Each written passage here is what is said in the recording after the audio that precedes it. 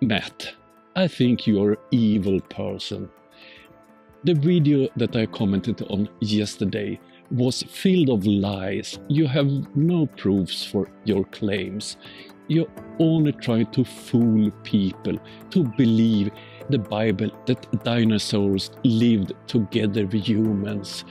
You're cherry picking, you're turning facts around, and you refuse to see facts. So evolutionists love to use dinosaurs to try to disprove the Bible and disprove young earth creationism.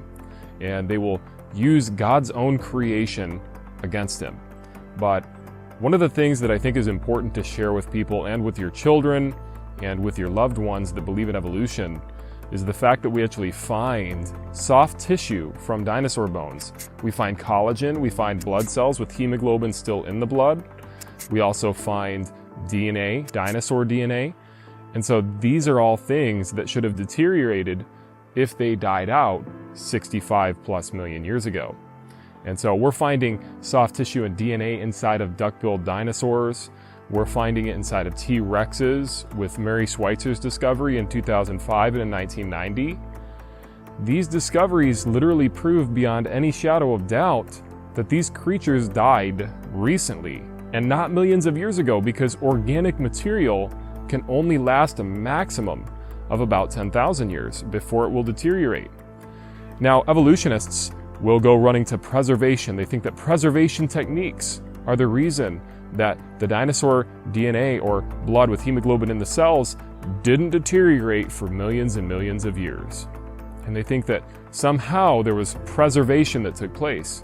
But if I was to take dinosaur soft tissue or DNA and put that DNA inside of an airtight jar, and take that airtight jar and put that in another airtight jar, and then take that airtight jar and put that in another airtight jar, and in another airtight jar and another airtight jar, look, deep time will always cause things to deteriorate.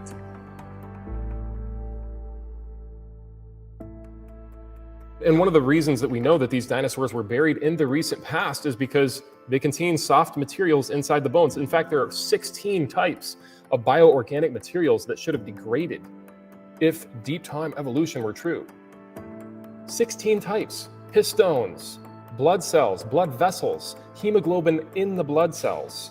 You're going to try to say that iron cross-linking could preserve this for 65 million years? That's absolutely false. Absolutely false on absolutely every level. We know that dinosaurs lived recently because of bioorganic material that would have biodegraded over the deep time of millions of years.